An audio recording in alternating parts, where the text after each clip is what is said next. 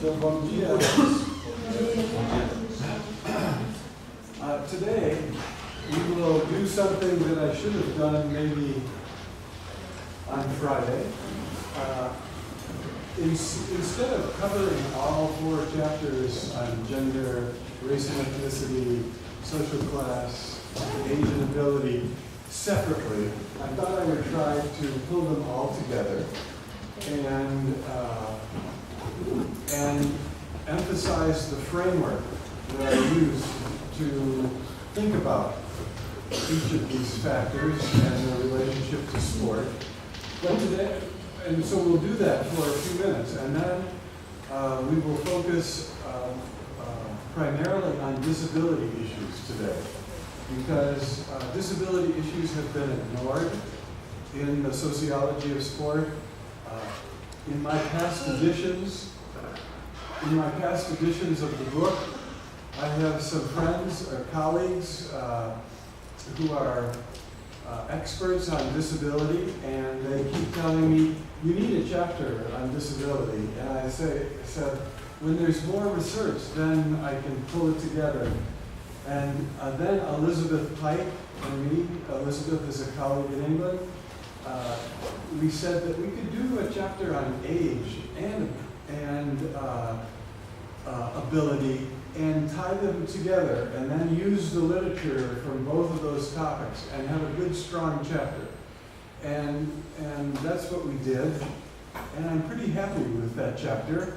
You know, when you do something for the first time, you always want to change things. But and this is the first time that I've really talked about the chapter that I've written. So this is a new experience for me. But let's, first of all, I want to go back and create for you a picture of the organization of all 4 of those chapters, and then that will help all of us, including me, understand more about age and ability. So each of those chapters, gender, race and ethnicity, social class, age and ability, each of them start with a discussion of ideology, the ideas and beliefs that are related to those factors in society. Now, obviously, the ideas and beliefs in Brazil are different when it comes to each one of those things than they are in the United States or any other country. Every culture creates their own ideas and beliefs about gender, race and ethnicity, social class and age and ability. So, but there is, in every society, there is an ideology, a shared set of beliefs about these factors. And because ideology is widely shared, and because it usually privileges one category of people over other categories of people, it's difficult to change ideology. In other words, ideology resists change because it is connected, it is a cultural factor that is connected with structures. And it's very difficult to change it because you have to change not only the way that people think, but also the way the social world is organized. And in many cases, ideologies are supported and reaffirmed by religious beliefs. And that makes ideology very difficult to change because people don't like to change religious beliefs. In many cases, they feel that those beliefs are grounded in the Word of God, and you cannot change the Word of God. So that's another reason why ideologies resist change. So when the first feminists around the world started to challenge gender ideology, people used religion as a way to say that they were immoral, they were unnatural, they were evil, and so they used religion as a way to maintain the current ideology. But, but let's, first of all, I want to go back and create for you a picture of the organization of all 4 of those chapters. And then there is hope, because it is possible to change any idea, any ideology, but usually that change is very slow and uneven. You know, it happens for a few years and then maybe it slows down. And there's always pushback. So we call it in English backlash. So when you try to move forward, people are going to make an effort to push back. And so in the United States, for example, in sport, we had much progress between 1978 and the year 2000 when it comes to women in sport. Many new opportunities, many positive changes, but then in the year 2000, there has been pushback. And if you look at the data show that from 2000 to 2015, there have been very few changes. And we thought once the changes started, they would continue automatically, but that's not true. If you want changes to occur, you never stop working. And because there will always be some segment that wants to push back, return to the good old days, to the days when men had power, white people had power, upper class people had power, and middle-aged people had power. So ideology is related to power, and it's also connected with issues of fairness and equity. So the people whose interests are served by ideology, the people who benefit from ideology, do all that they can to preserve it and preserve their privileged status. So, and we see that, I think in gender, it's so very clear that men have constantly resisted changes that would force them to share their resources with women. So in sports.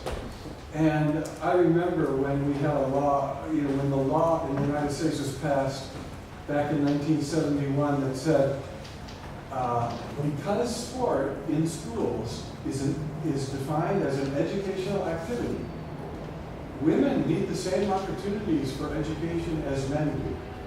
And that law passed because it was an education law.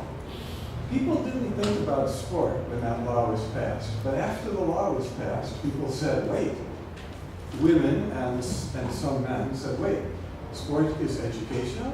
That means that half of the opportunities have to go to women. And the men said, well, that can't happen because we have 90% of all opportunities and we spend 99% of all the money goes to men.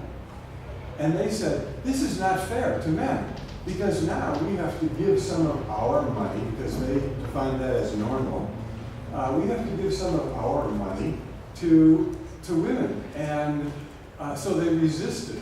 And I remember at my university, I was on the committee that was dealing with this issue. And I said to the men who were the coaches and the athletic director, I said, this is a very simple operation. You take all of your resources, you divide by 2, and then you figure out how much women get. And they just could not divide by 2. This is a basic mathematical operation. And they all had college degrees, but they had a problem with dividing by 2. So the people usually, people who have power have other tools to use to resist change. They can use the media, they can use curriculum, they can use laws and religion to reproduce and reaffirm the traditional ideology. And that is, these are words we use in sociology. They try to maintain hegemony. And that's a concept that was developed by Antonio Gramsci. And basically it means a process through which people with power are able to develop agreement or consent among the people over whom they exercise power. And so people with power are always trying to generate consent so that they can maintain their hegemony. But there are oppositional forces that exist in society,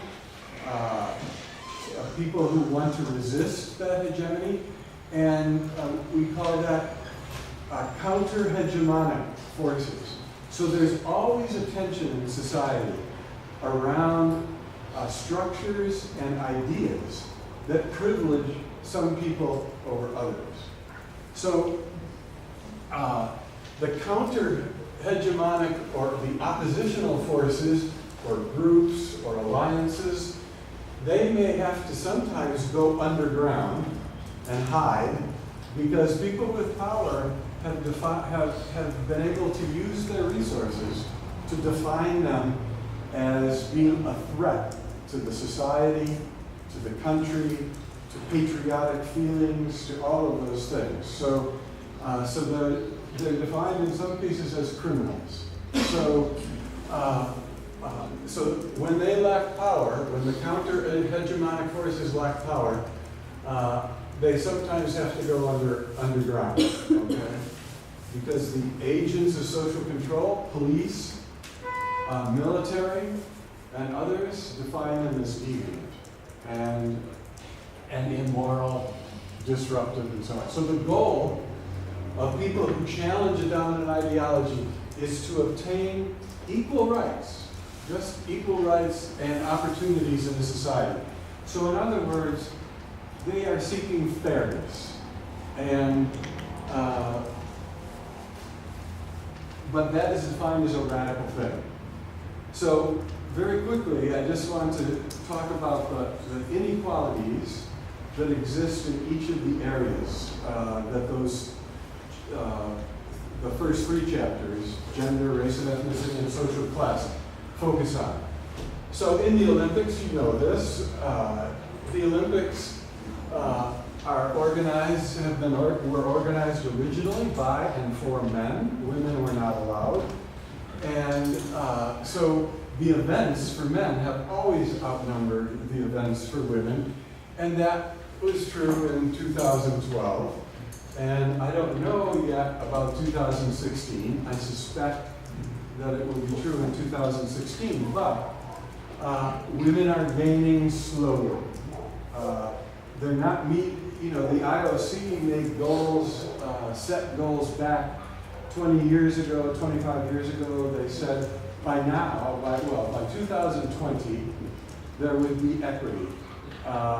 And there would be at least, at least 20% or 30% of women in power positions in the international governing bodies and in the IOC. So the percentage of female athletes has always been lower. So it's about 40%, 41% in the last Olympics, and 60% of the participants are men. And in the National Olympic Committees and the international sport federations, we see that women are underrepresented significantly. And the women in executive boards, in many cases, these women are on special committees related to gender. I mean, they're not related to the general decisions about how the organization will operate.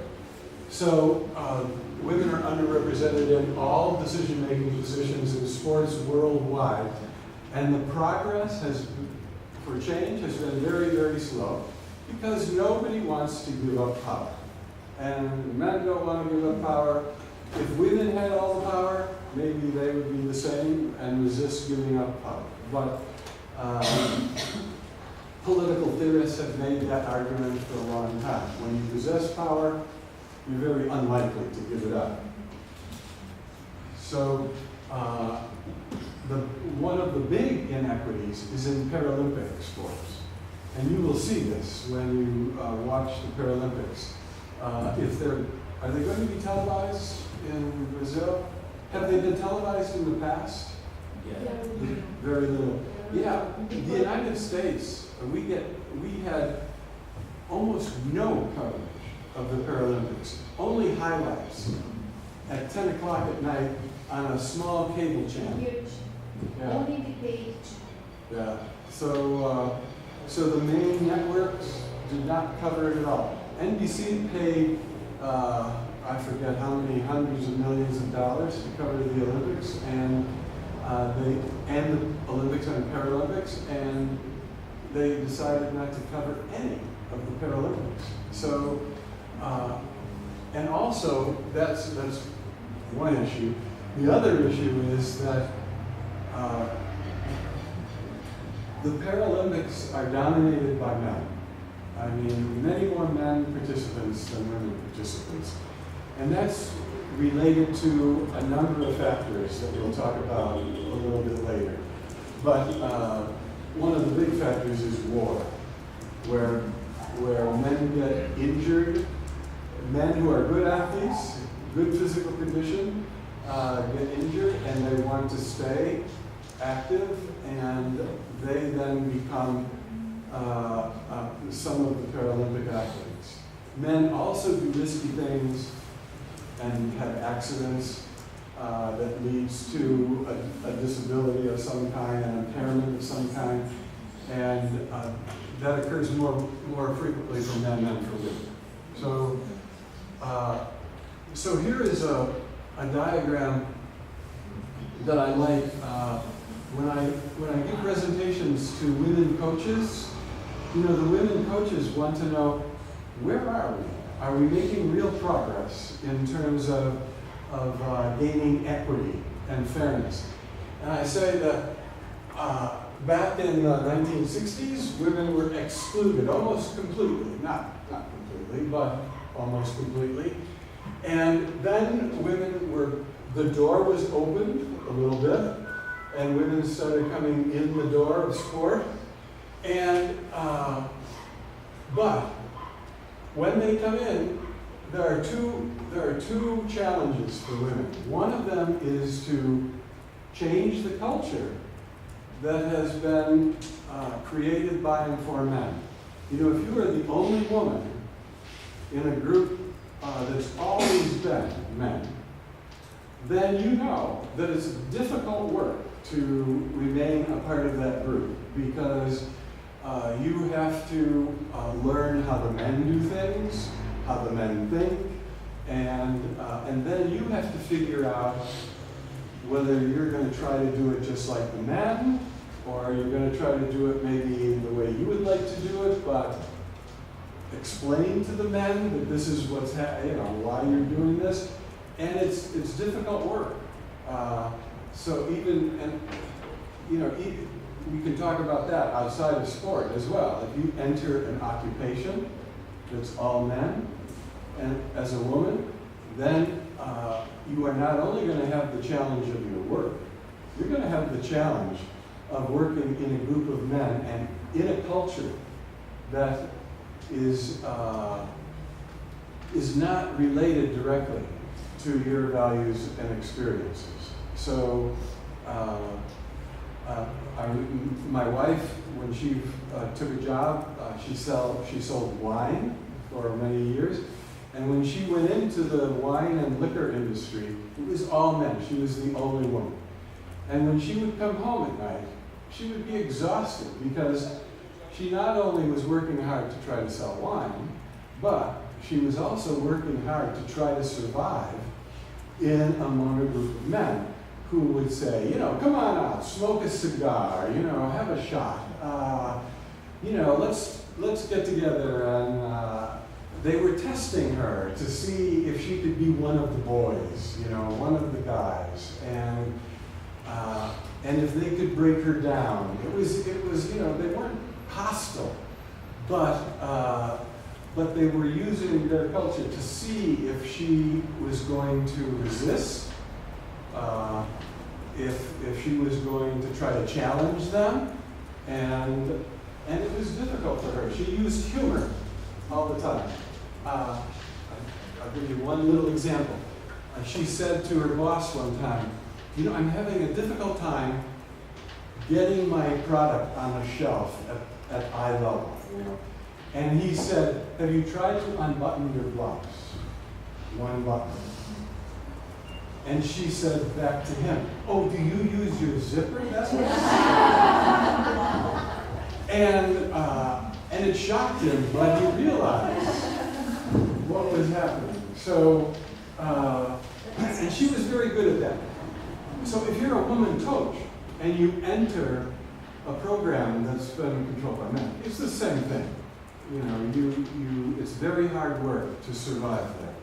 So in the United States, and I think probably in Brazil too, this is where the progress is. We're starting to revise some of the culture in some cases. And you also, in order to gain full inclusion, you also have to enter positions of power, so you can make some decisions. So I guess one of the examples I use is if all of us in here are having a party, okay, and the door is shut, and there's many people out there that want to get into this party, because this party in here is the #1 party in all of the university. So, so we have made plans. We plan the party. We plan what music. We plan what food. We plan what kinds of activities we're going to do. And then we say, oh, maybe we should open the door a little bit. So we open the door a little bit, and a few people come in, and we say, aren't we wonderful? We're including these people. But when these people come in, they don't feel welcome because they have not been a part of the planning.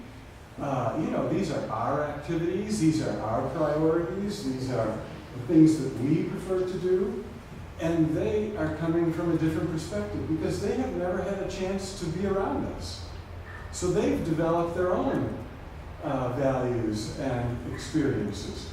So when we let them in, what we're assuming is that they are going to accept everything that we think and do. But that's not inclusion, okay? That's just opening up the door a little bit, okay? So inclusion occurs only when those people we let in, next party, they are part of the planning committee. And they have an opportunity to say, maybe we should do some other things that are different than you've done in the past. And that's when negotiation occurs, and it's a very strenuous process for the women, for the blacks in some cases, for lower income people, working class people, when they enter new situations, okay? And try to exercise power. But full inclusion does not occur until you revise the culture and gain positions of power. So we talked about gender already, but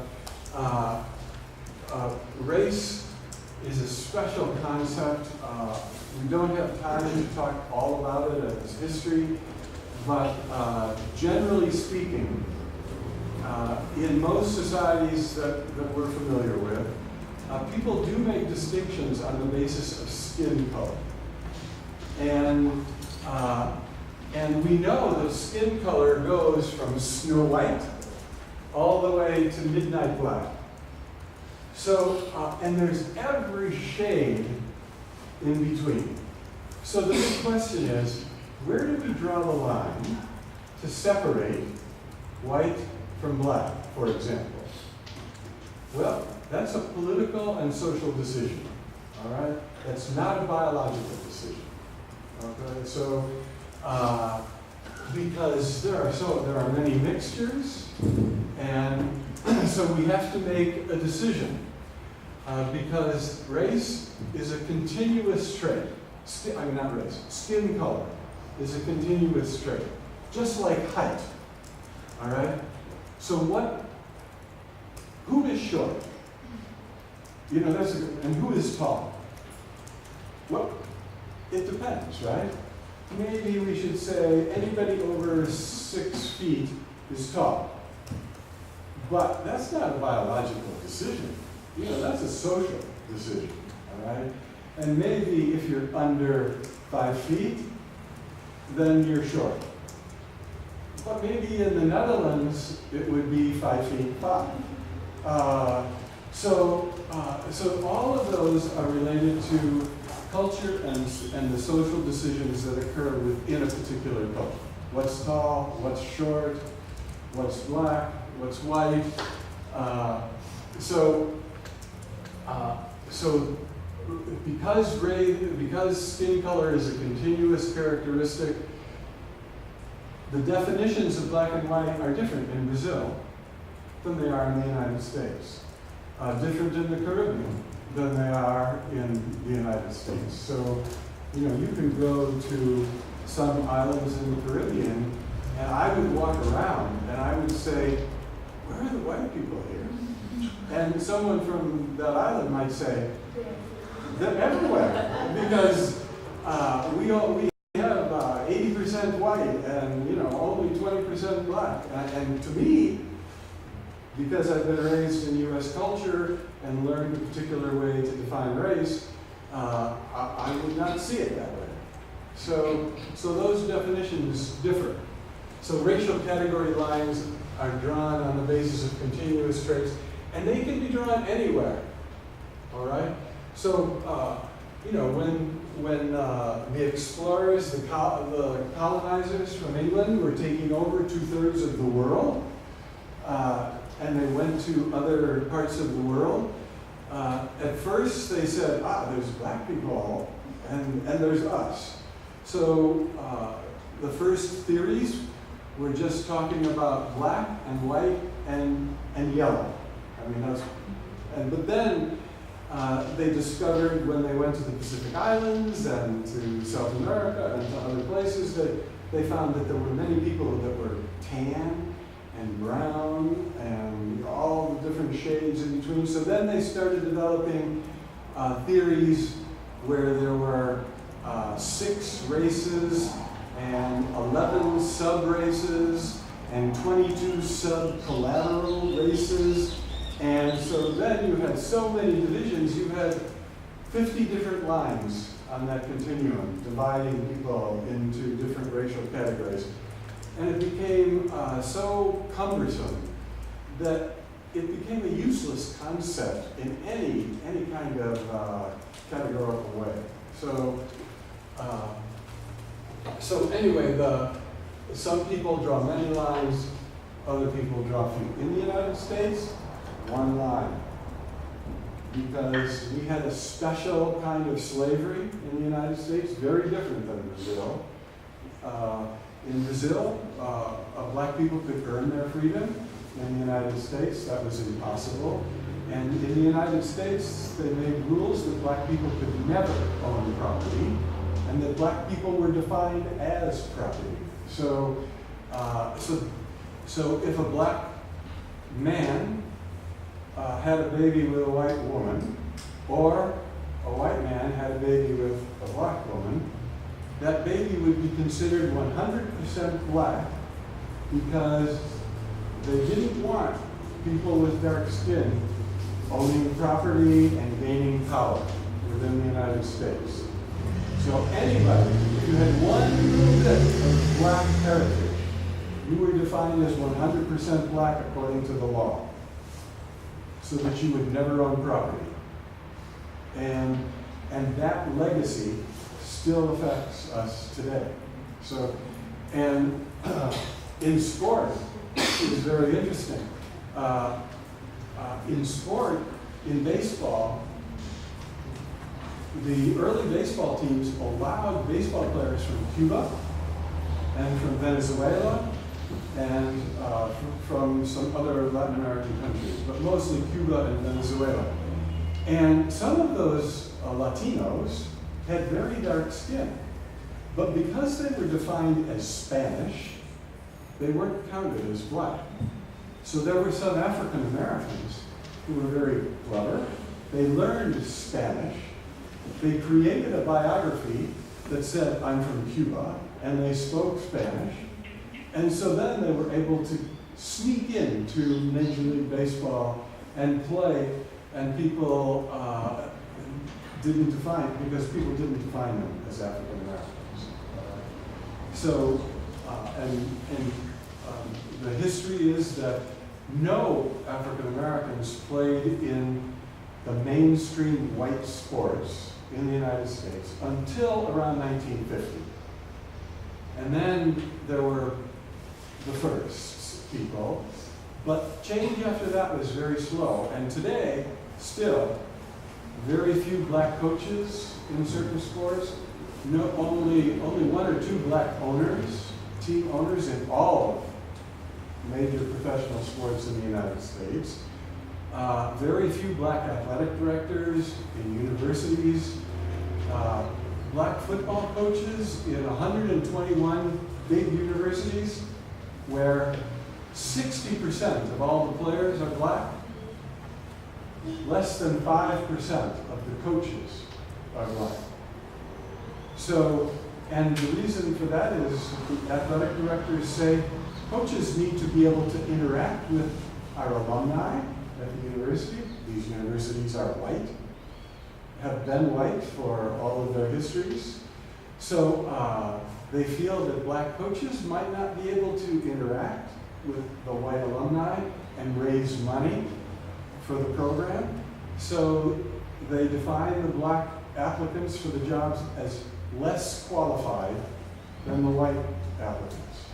But that occurs. It occurs in Brazil too, I'm sure. I don't know all the specifics. But do you have a proportionate number of black coaches in the top level of your professional football, soccer? The same proportion as the number of black players? Yeah, probably not. So there needs to be a change in the culture of that administrative organization. Needs to be a change in the structure. So those two. All right. So.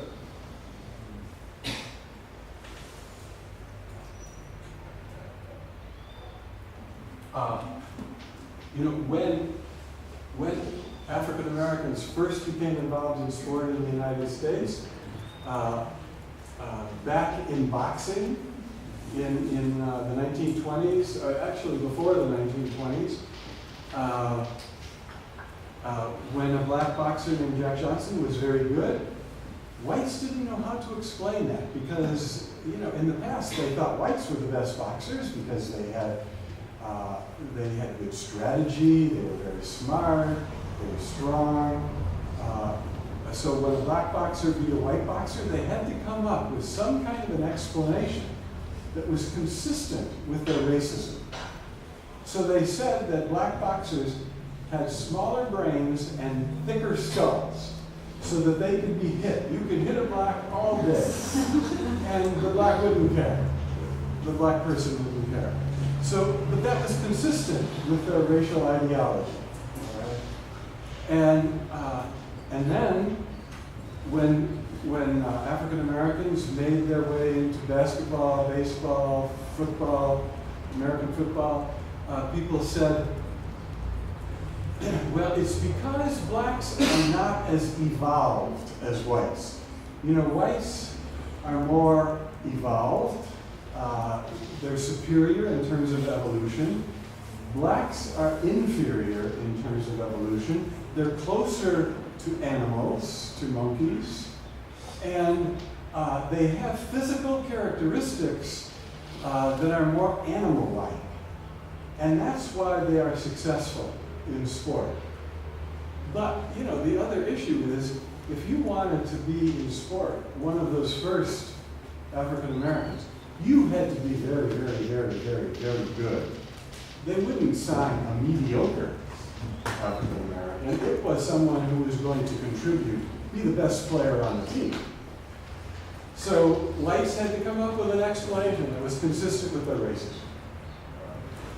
So, and have you heard about the Harlem Globetrotters? Yeah, they maybe played in Brazil. The Harlem Globetrotters are a legacy of segregation and racism, because in the 1950s, blacks still were not playing in the National Basketball League Association. They didn't have opportunities. So if you wanted to play basketball as a black man, then they formed, actually it was a white Jewish man who formed the Harlem Globetrotters. And the Harlem Globetrotters would play before the NBA games. But in order to please the spectators, all of whom were white and racist, including my family, when my father took me to a Harlem Globetrotters game in Chicago, the Harlem Globetrotters came out and they sang Sweet Georgia Brown and they whistled. It was just like the old plantation. And they played like children. You know, they did tricks with the ball. When the referee had his back turned, they tiptoe around and do deviant things. You know, they tried to act in a way that was consistent with the white people's racism so that white people would accept that. And white people did, they loved it. They loved to have their racism reaffirmed. So more people would go see the Harlem Globetrotters than go to the NBA games, because it was wonderful. They could reaffirm their racism and see basketball skills. So now the Harlem Globetrotters have changed since then. Okay. So,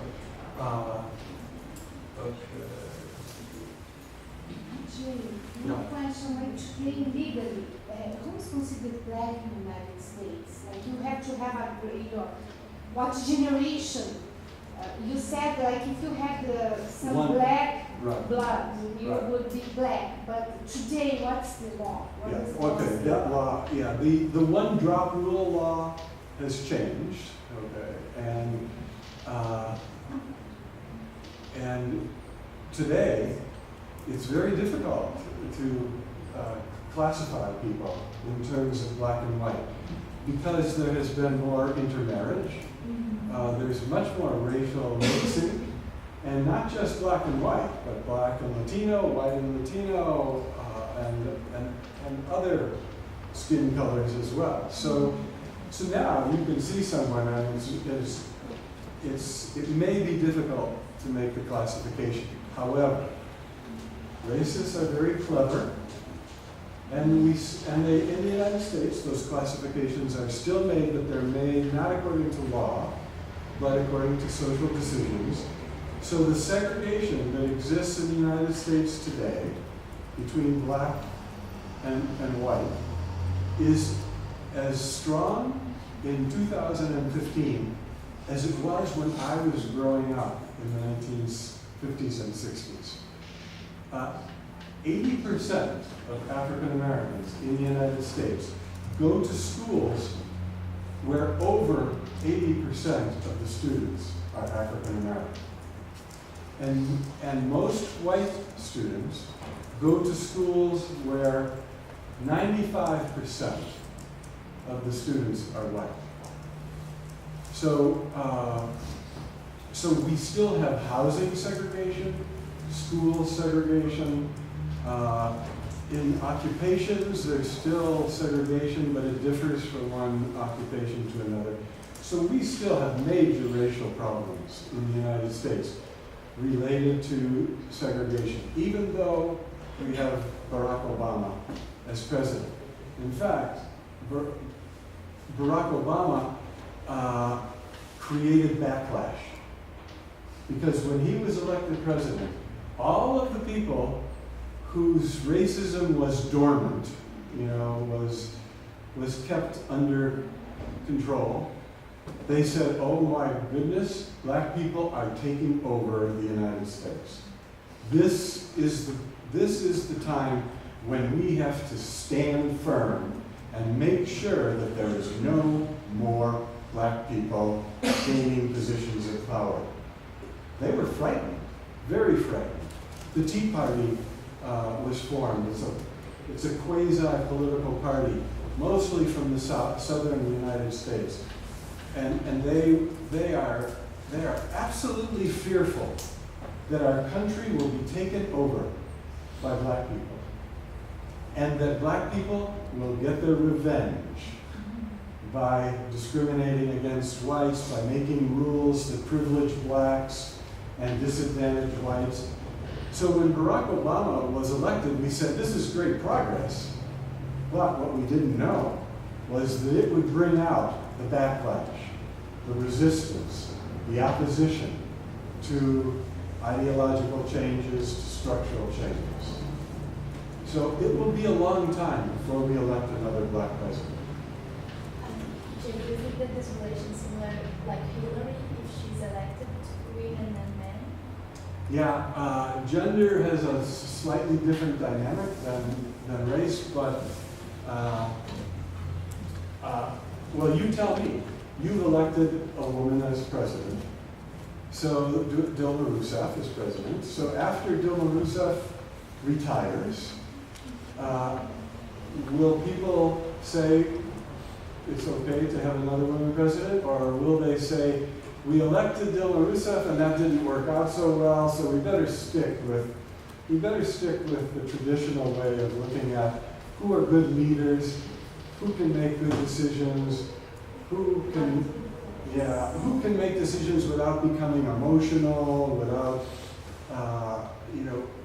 without worrying about nurturing people. They will start to use old ideological explanations as possible reasons not to elect another woman. Maybe. I don't know about this yet, but I think if we elect Hillary Clinton, and this is the problem, the Bushes, the Clintons, it's like we have monarchies, but so I have a problem with it. But if we elect Hillary Clinton, if she's very successful, very, very, very successful, then maybe people will say, we should have had, another woman candidate, no problem. But if she's not successful, and there's resistance, then many people will say, see, I told you, women shouldn't be president, we shouldn't have another woman president. So that's the resistance that we talked about. Okay? It's always going to be there. So unless these first people are the very best, people will find reasons to say we shouldn't have allowed this to happen. So, now other questions about race or ethnicity or gender. These are complicated topics, but my point is that there are cultural barriers to change and structural barriers to change. And we need to constantly revise, come up with new strategies. If we're interested in change, we have to constantly come up with new strategies. Because every change brings a new challenge. All right? So when blacks became baseball players in the major leagues, coaches, major problem for coaches. Because when they traveled, blacks couldn't stay in the same hotels. They couldn't eat in the same restaurants. So how are you going to run a team when 2 or 3 of your players can't eat in the same restaurant as your white players? And what if your white players, many of whom came from the South in baseball, what if they were racist? That's a problem. And then what if the players on the other team are racist? And when Jackie Robinson, the first baseball player, when he was playing second base, and he would cover the base and there would be a runner coming in, those runners, they had metal spikes on their shoes. They would sharpen their spikes. And when they would come in and slide, they would take those sharp spikes and try to rip open his legs so that he wouldn't be able to play. And when he was at bat, the catcher would be saying all sorts of racial things, calling him nigger, this, nigger, that, talking about his mother, his family, his sister, all of those things. And he had to concentrate on the next pitch. And when he walked out the bat, the spit coming down from the bleachers was like rain from the white spectators. So, what kind of internal strength did he need in order to survive? Unbelievable internal strength to survive under those circumstances. So when you make change, then it creates new challenges. How are you going to organize your team relationships now that it's racially desegregated? And now we have new ethnic challenges.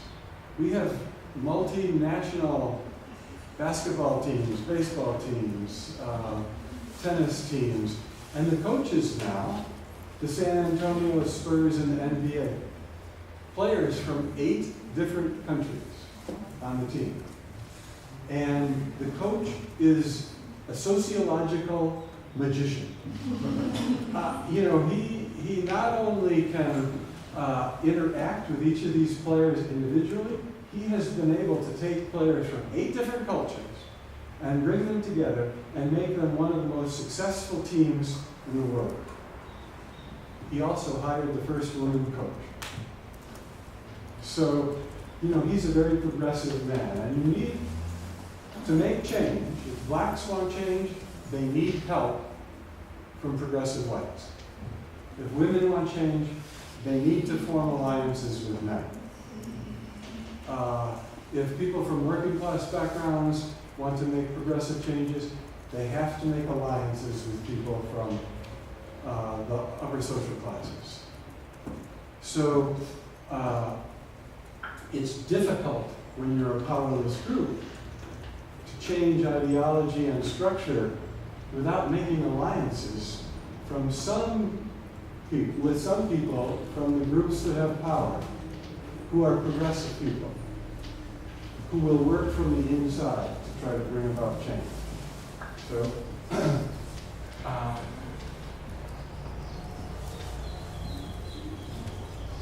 instead of talking about class ideology, which is very unique to the United States in the book, I don't know about Brazilian class ideology.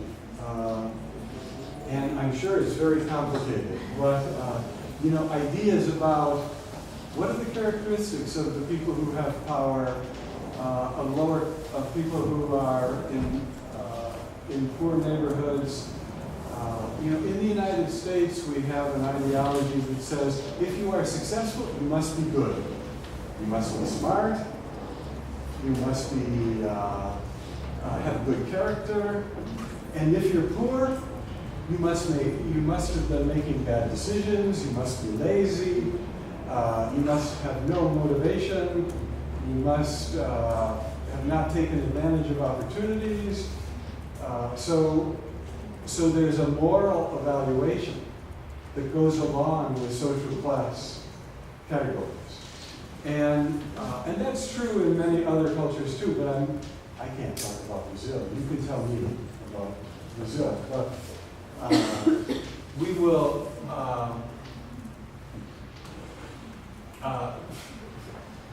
one thing about social class that I will say is it takes resources to create sports and to maintain sports. It takes organizational resources and it takes material resources. So sports have always been controlled by people with money and power and other resources. So in many cases, sports tend to reaffirm class divisions within a society, which is kind of counterintuitive because many people think that people from low-income groups can use sport to rise up and to become successful. And we see examples of that. But those examples are few, and they don't have an impact on the majority of people. So even though there are people, young men in particular in Brazil, from poor populations who have been able to become successful in football, for example, and make millions and millions of dollars, and become celebrities, and everybody wants their autograph, everybody wants to shake their hand. That does not necessarily mean that will carry over and affect all people of color or people from low-income backgrounds. And in fact, it might do the opposite. So in the United States, we see athletes who are African-American athletes who are making millions and millions of dollars. And white people look at those athletes and they say, see, we don't need special programs to help African-Americans because that person made it. And the reason the other people don't make it is they're lazy. So they haven't taken advantage of opportunities. Because I see it's possible. We have a black president, we have black basketball players. So we don't need to make changes. So sport, in some cases, can lead to change, true, but in some cases can actually reaffirm existing ideologies and existing structures. And so we have to try to do studies to understand when it leads to change and when it leads to reaffirmation. So we know that we know that I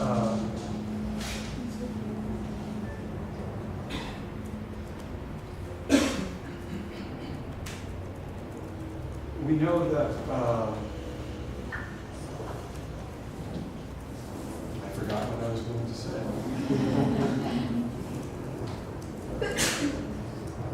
Oh, we know that in 2012, in the Olympics in London, the British athletes did very well.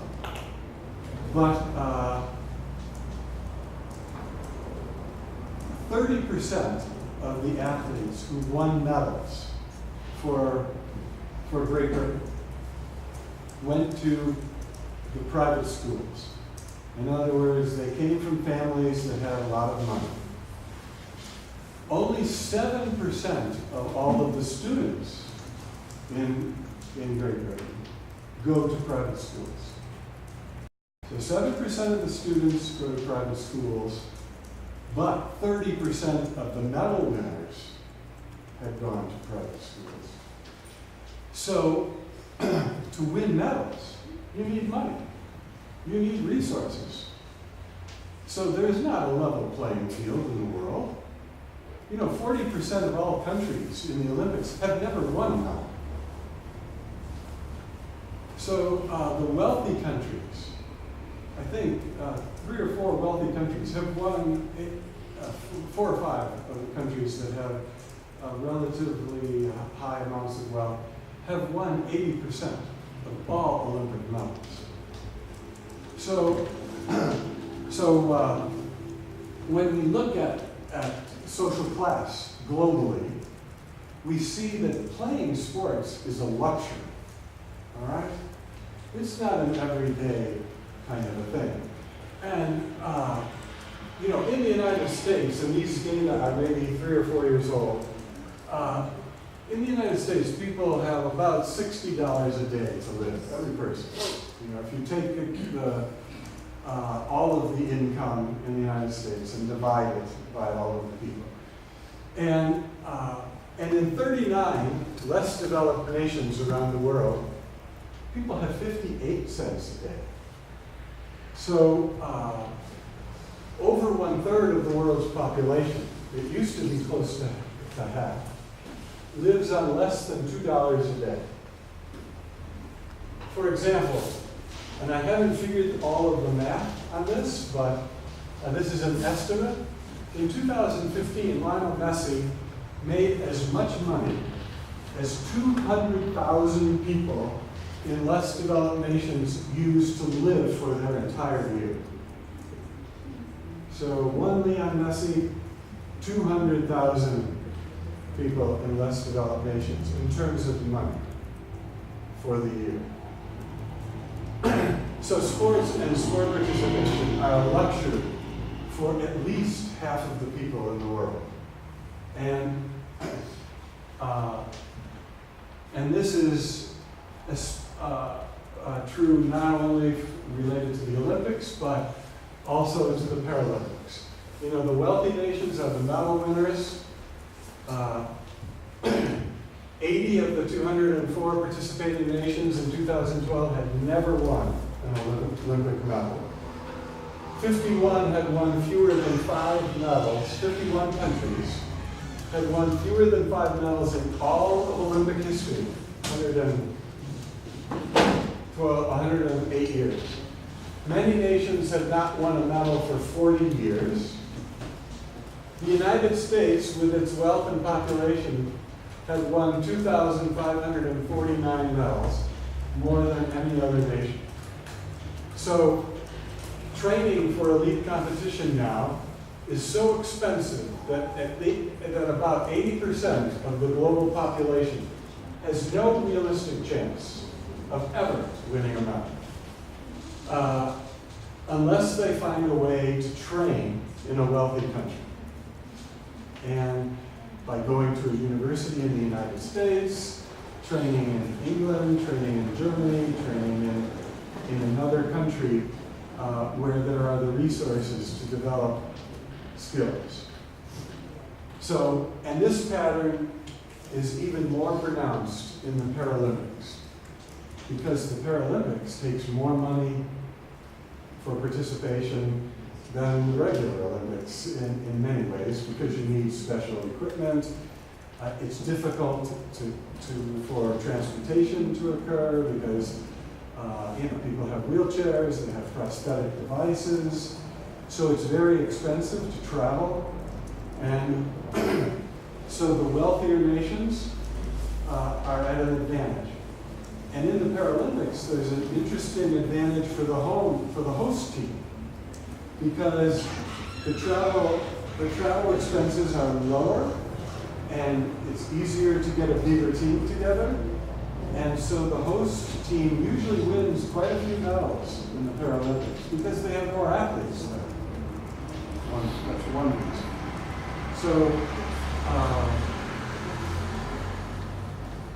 So young people in poor and developing nations are required to work, so they don't have time to play sports. They have to work so their family can survive.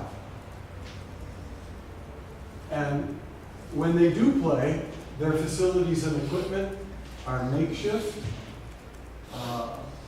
They're inconsistent over time. They don't have good access to coaches, medical care, and all of the other things that people from wealthier nations take for granted. So this is a photo that I've used in the past. You know, like Nike, just do it. And just do what? If I had a seat, if I had pedals, if I had wheels, I could learn to ride and race. But he doesn't. So he won't ride, and he won't race. So social class, like gender and race and ethnicity, has an impact on who plays, under what conditions. So now I would like to get into a topic I've never given a formal teaching presentation on, age and ability, and we will focus mostly on ability-disability issues, because I know that some of you are doing research on the Paralympics and you're interested in the Paralympics. And you will have an opportunity to see, hopefully on television, Paralympics. So one of the big questions that I asked with Elizabeth when we were thinking about this chapter is, how much ability must you have to think of yourself as able-bodied? Do you have a similar term in Portuguese as able-bodied? You know, because in the United States, we say disabled and able-bodied. So there's two categories. And we forget that ability exists on a continuum, you know, and that variations in ability are normal. It's not like there's two groups, people who are able and disabled. It's all human beings have different abilities. That's normal. Okay? So how much ability must you have to say that you're not disabled, that you are able-bodied? And which abilities matter the most when you say this? Okay? So, you know, if I take off my glasses, when it comes to seeing long distances, I have a physical impairment. All right? Things are blurry in the distance. So if I had to do a sport without my glasses that required, like in a shooting, required good vision for a long distance, I would have a physical impairment, and we could say that Coakley is disabled. But we have a fix. You know, we have a technology that would enable Coakley to now become a shooter, because I can see perfectly. So when I take my glasses off, do I all of a sudden become disabled? Well, you know, that's an interesting question. And because many of us use various technologies to compensate for various impairments that we have, or deficiencies, or a lack of ability. So physical ability or cognitive ability in some cases. Now we have electronic technologies that will help us if we're a bad speller. You know, if we're dyslexic and we have a learning disability or an intellectual disability, now we have a technology that will allow us to participate in classes with everybody else. So we're no longer disabled. So determining who has a disability and who does not have a disability is a contentious issue. It's an issue that calls for social and political kinds of decisions. How are we going to make a distinction? So, what is defined as ability? And in most societies, definitions of ability are influenced by what we call ableist ideology. And this is a complex concept. An ableist ideology is an interrelated set of ideas and beliefs that are widely used in a society to identify people as being physically or intellectually disabled, to justify treating them as inferior, and to organize social and physical spaces without taking them into account. Okay? And this ableist ideology, which people are challenging now all over the world, but this ableist ideology rejects physical and intellectual variation as being natural and normal among human beings. All right? It says you are either able or disabled.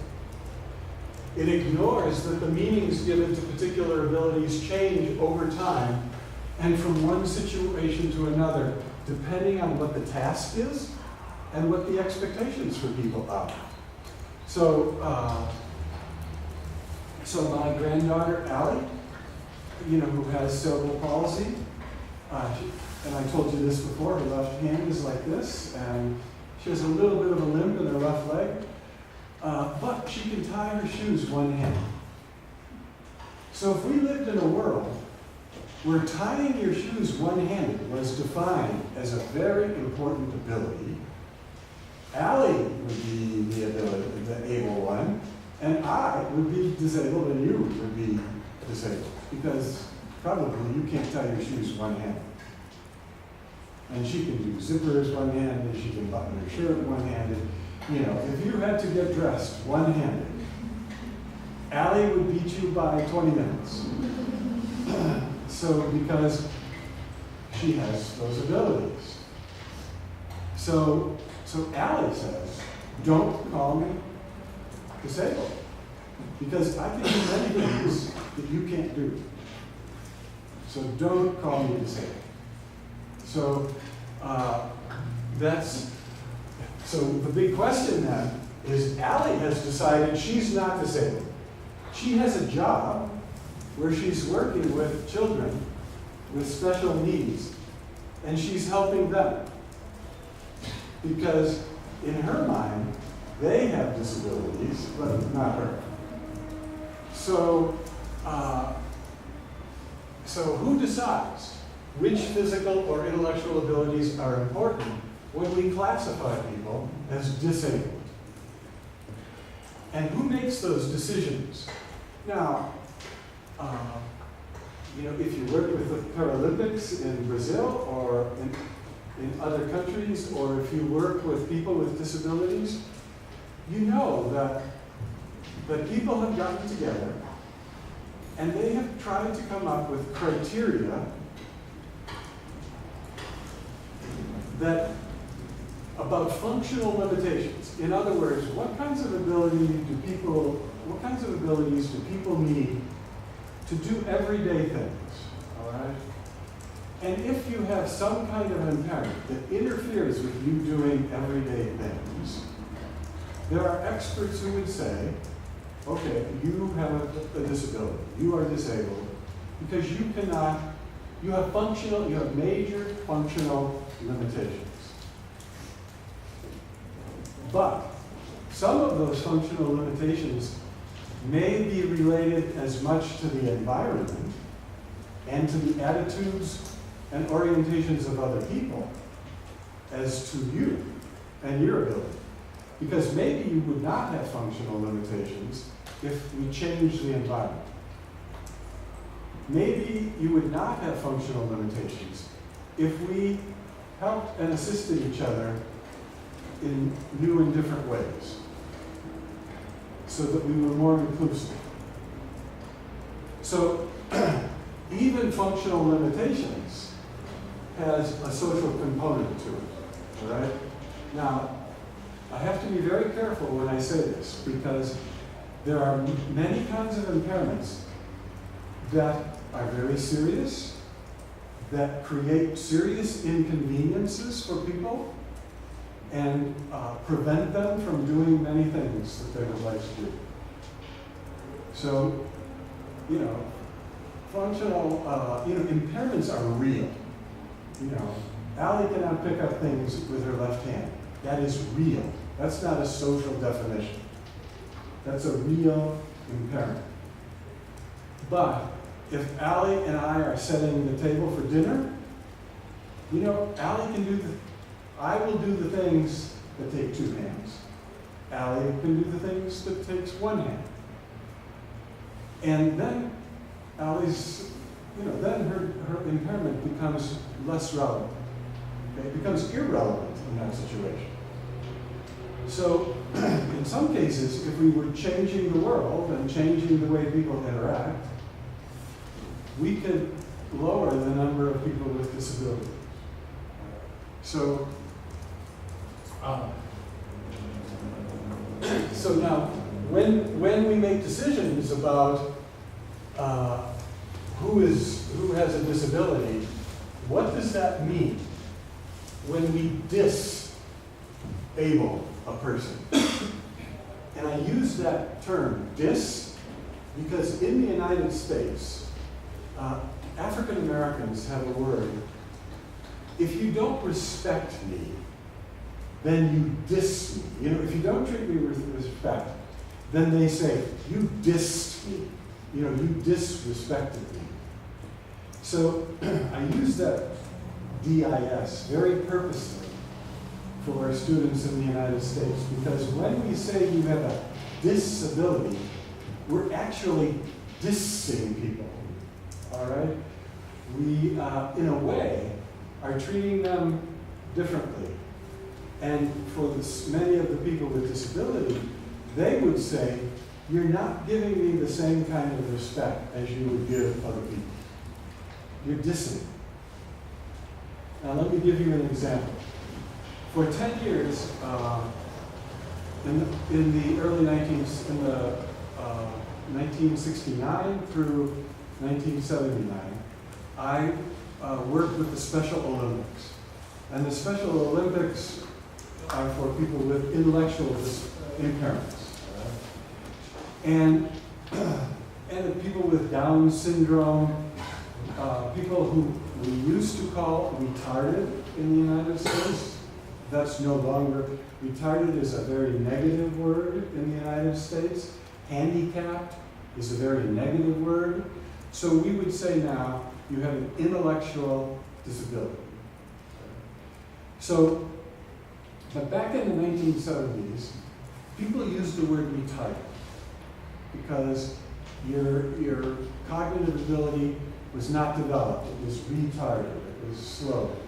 So when I was working with the Special Olympics, my children in the later 1970s were like 11 and 10 years old.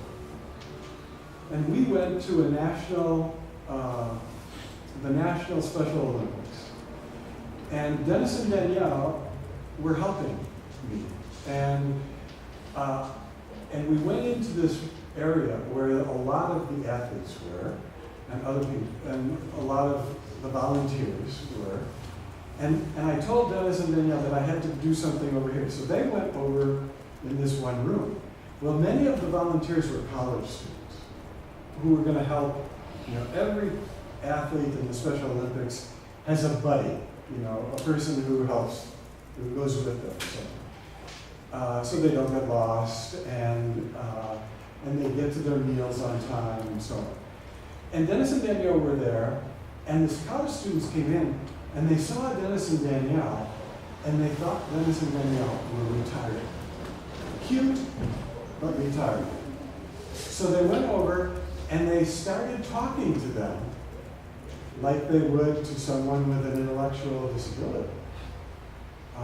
You know, what is your name? You know, what is your sport? And after that happened, Dennis and Danielle came back to me and they said, they thought we were retarded. And I said, how did that make you feel? And they said, it made me feel like a little baby. Like I couldn't do anything. And I said, that's a good learning experience. Because people treat people in the Special Olympics in a patronizing way, in a paternalistic way. And Dennis and Danielle saw that from their own experience right away. And that helped them in the future. They never would deal with someone with an intellectual disability in a patronizing way because they know how that made them feel. It made them feel like they were an infant, like they were a little child. But that's the way many people with intellectual disabilities are treated, not just in the United States, but in many countries around the world. So they felt dissed. They were disrespected as a person. They were not given the same respect that they were accustomed to receiving. So to decide about disability is a political question, and this question is answered politically in connection with official policies, and they are answered socially in relationships. And in fact, I don't know if you have this word in Portuguese, but in the past, in the United States, if someone was acting in a foolish way, in a silly way, or a dumb way, people would say, you're a retard. My sister said You have that term? And, you know, that for someone with an intellectual disability, you know, that's terrible. You know, you're saying you are not normal. You are not like me. You're a retard. Because I live in the empire of the normal. And you don't belong in my empire. You have to live on the edges, on the margins. You're in exile. So that's why I use DIS. It's a form of disrespect. And we have to learn in our relationships to not diss people, to treat people with respect so that their potential can be actualized and that they can feel respected.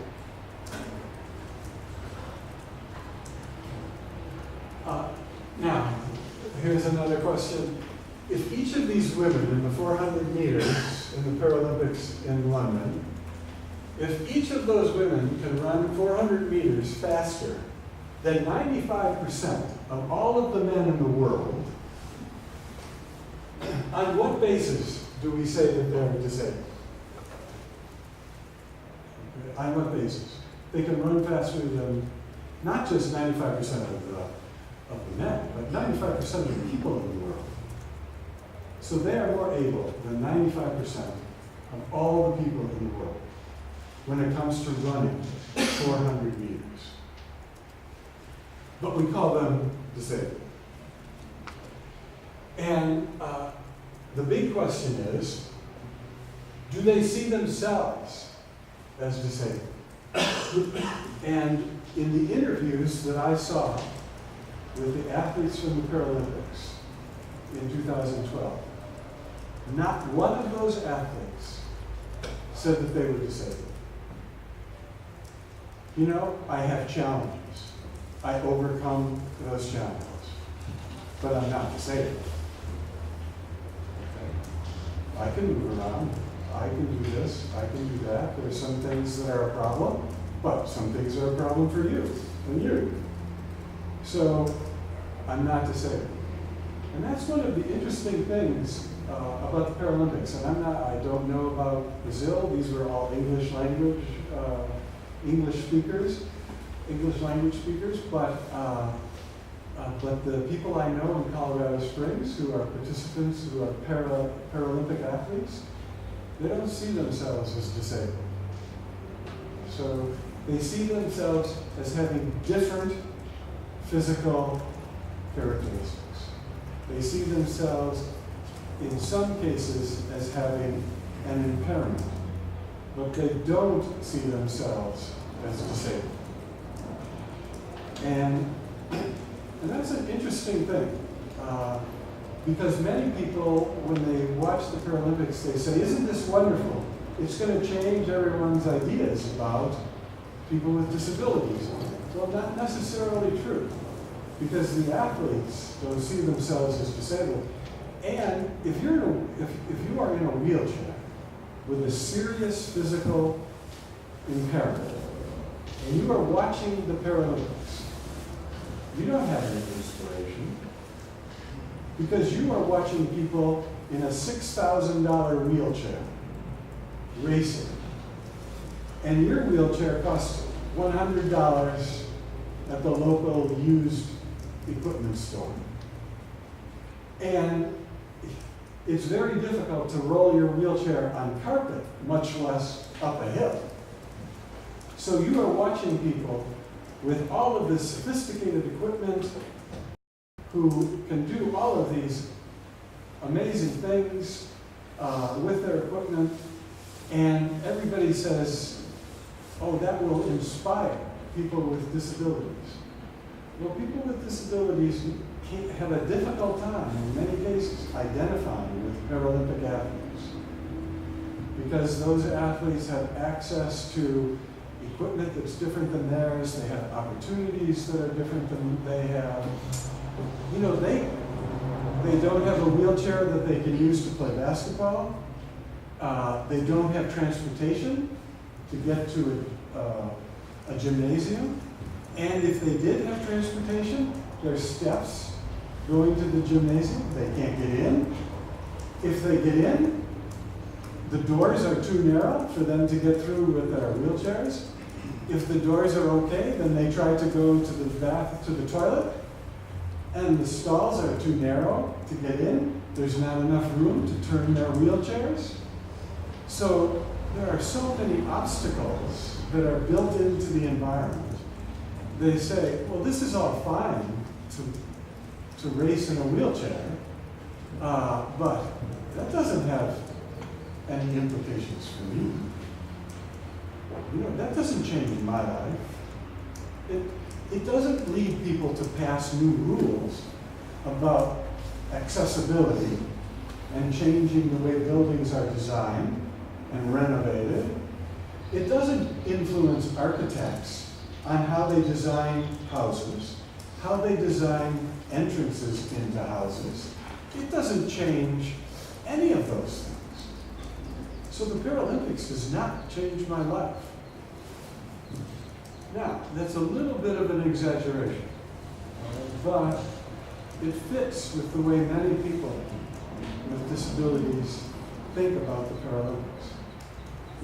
If you define yourself as able-bodied, you see the Paralympics and you say, oh wow, these people are amazing, this is inspirational, but people with disabilities are not thinking the same way you are when they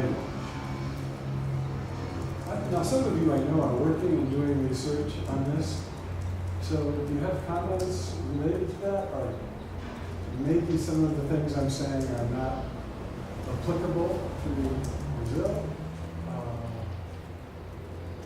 Rafael, any issues?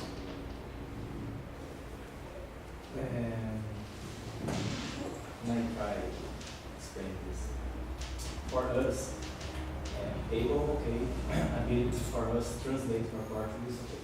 Mm-hmm. But this word specifically, disabled, Disabled? yeah, for us it's not impossible to translate, but it's hard to translate. We don't use this word in Portuguese. Okay. We use another word for disability person. Okay. And can you give me some kind of translation? Yeah, we use deficiência. Oh, okay. Deficiente não deficiente. Pessoa com deficiência, people with disability or don't disability, is something like that. Mm-hmm. Okay. So you would say people with a deficiency? Yes, perfect. Okay. Or don't deficiency. Isso, mas assim, no esporte, de uma forma geral, a gente percebe hoje a pessoa com deficiência a partir das suas habilidades. In the sports, we study and talk about what is specific for in sports with the abilities. Mm-hmm. We start to talk about and we start to train thinking in these abilities, doing these abilities. Exactly. Yes. We try to do something from this. And that's where the Paralympics can be of big value, because what it does, if you think of people in terms of abilities rather than deficiencies, then you can start to challenge the ableist ideology. And if we could get everyone to think in terms of what someone's potential is, what their abilities are, and not think in terms of deficiencies or disabilities, then we can undermine and change the ableist ideology. Yeah. And so that's a step in the right direction. But we also then have, let me get to, okay, maybe we should take, I'm getting tired, maybe we should take a 15-minute break and come back, and then we'll finish talking about this. Thank you. Sérgio. tiempo.